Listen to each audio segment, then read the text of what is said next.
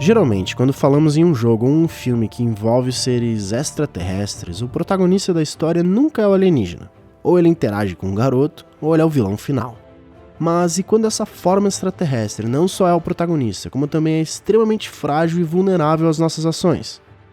Eu sou o Bruno e no episódio do Janela Indie de hoje vou mostrar como Paradise Lost First Contact combina a improvisação do jogador com um personagem distinto. Como o jogo mesmo coloca, uma nova forma de vida fotossintética, ou seja, uma plantinha que anda.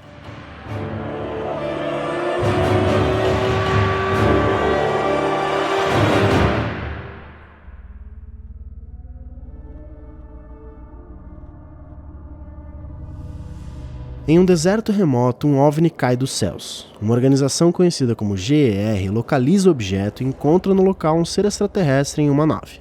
É assim que se inicia a história dessa criatura tentando escapar e sobreviver nesse planeta desconhecido que nós chamamos de Terra. Batizado de Subject W, a criatura permanece presa em um jarro numa base de bioengenharia subterrânea. Então uma falha de segurança acontece, permitindo que W escape, e assim começa a aventura. O jogo é dividido em diversas salas, e assim como o bom e velho Metroid, a plantinha tem noção da área em que se encontra, e um mapa exatamente como os clássicos vai sendo desenhado conforme exploramos.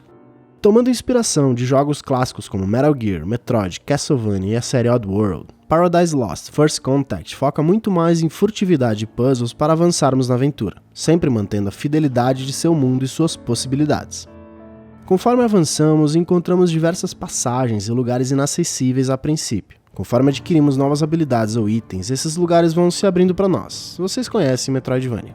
Além de, claro, sessões de plataforma e chefes.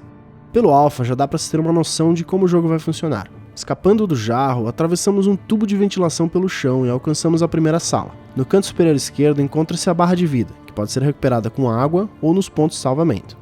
Cada nova sala é um desafio diferente. Alguns terão soldados, com alguns armários para se esconder dentro ou em cima. Algumas salas terão cientistas, que de tão distraídos com seu trabalho, geralmente nem percebem a plantinha passando. Claro que com o tempo esses desafios vão ficando cada vez mais complexos e você terá de combinar diversos elementos, esconderijos e habilidades para tentar encontrar uma maneira de avançar para a próxima sala.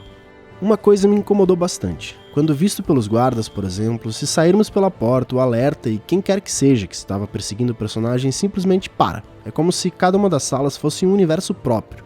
Espero que eles encontrem uma maneira de punir o jogador quando for visto e conseguir escapar da sala. Algumas até para passar correndo, porque simplesmente não existe uma punição. Mesmo assim, não consigo lembrar de jogos que implementam esse sistema de Metroidvania sem envolver inúmeros sistemas de combate e elementos de ação. Paradise Lost promete ser uma experiência diferente do comum dentro do gênero, com uma mistura interessante de furtividade e um pouco da improvisação de simuladores de imersão. Cada uma das salas permitirão uma gama de possibilidades, por exemplo, W pode simplesmente se esconder e usar elementos do cenário para distrair os guardas. Pode também permanecer camuflado por um curto período de tempo, até que câmeras mudem de direção ou guardas estejam distantes.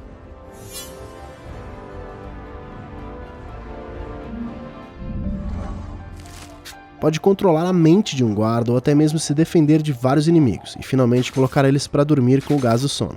Claro, essa última só é recomendada quando a situação foge um pouco de controle.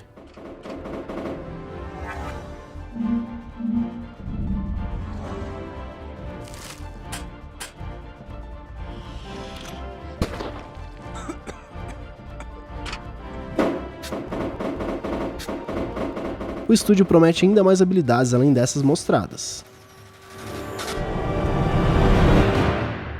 Com diversos túneis que conectam as diversas áreas do jogo, os desenvolvedores prometem em torno de 15 horas totais. E apesar de mais de 4 anos em desenvolvimento, o time trabalha sem parar para entregar um mundo coeso e mantendo sempre o mesmo nível de qualidade da pixel art. Trabalhando com pixels perfeitos, onde cada pixel é ligado a um grid, e mesmo que o personagem se mova, ele vai parar exatamente na posição certa do grid. Isso mantém a fidelidade e qualidade dos gráficos, mas dá um trabalho absurdo. Mais um ótimo exemplo dos mais novos conhecidos Hytbit. O Ricardo falou um pouco mais do assunto no Janela Indie 49. Apesar de já sentirmos uma certa fadiga no gênero Metroidvania, acho que esses jogos que pegam a fórmula e dão aquela leve revirada em alguns conceitos já tão marmorizados, como por exemplo Dead Cells, merecem um destaque maior. Espero que Paradise Lost consiga entregar tudo o que promete. o jeito vai ser esperar o lançamento, que tem previsão para 2017 ainda, por enquanto exclusivo para computadores.